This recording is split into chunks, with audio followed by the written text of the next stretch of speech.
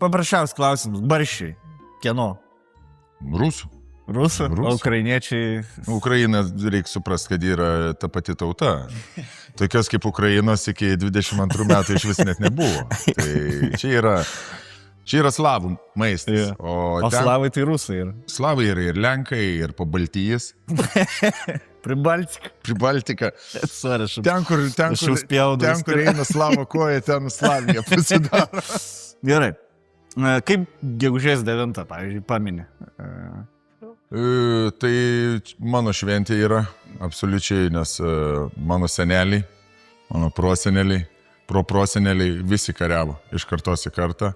Ir mano pusbroliai vaikas vakar gimė per pergalės dieną. Tai dukra pavadinom Pabėdą. Ir tik tai gimė iš karto uždėjom tą rusišką tibeteiką. Pats ko ne front. Matai, nereik maišyti.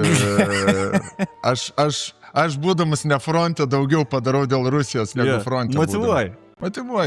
Mano pinigai eina į frontą. Kur atostogų su šeima lėksi čia vasarą? Tai Monakas. Mūsų turim butą Monake su šeima.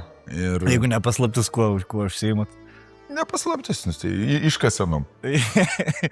Gerai.